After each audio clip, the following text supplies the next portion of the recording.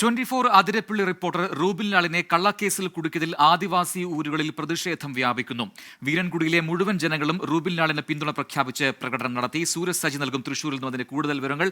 Sooraj, Rubin ലാലിന് ഐക്യദാർഢ്യവുമായി പല കോണുകളിൽ നിന്നും ആളുകൾ രംഗത്ത് വരുന്നു. പ്രത്യേകിച്ചും ഈ ആദിവാസി മേഖലയിൽ നേരത്തെ റൂബിൻ നടത്തിയ ഇടപെടലൊക്കെ വലിയ ശ്രദ്ധേയമായ കാര്യമായിരുന്നു. അതിലിപ്പോൾ അവർ തന്നെ പ്രകടനവുമായി രംഗത്ത് വരുന്നു, പ്രതിഷേധവുമായി രംഗത്ത് വരുന്നു. വിവരങ്ങൾ.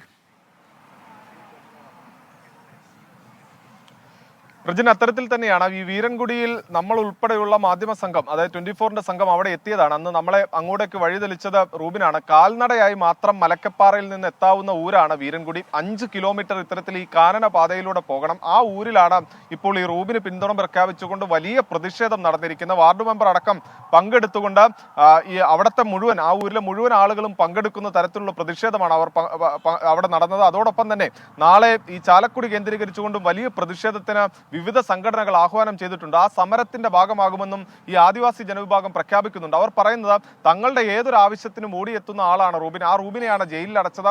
ഇതോടുകൂടി തങ്ങൾക്ക് ഒരു രക്ഷകനില്ലാത്ത അവസ്ഥയാണ് എന്നുള്ളതാണ് പറയുന്നത്. അതോടൊപ്പം തന്നെ പ്രസ് ഫോറത്തിന്റെ നേതൃത്വത്തിലും DFO ഓഫീസിലേക്ക് മാർച്ച് നടത്തി. ആ മാർച്ച് പോലീസ് തടഞ്ഞു. പിന്നീട് സനീഷ് കുമാർ ജോസഫ് MLA അത് ഉദ്ഘാടനം ചെയ്തുകൊണ്ട് ആ മാർച്ച് അവസാനിപ്പിക്കുകയും ചെയ്തു. പ്രജിത്ത്, സൂരജ് സജിയാണ് വിശദാംശങ്ങൾ നൽകിയത്.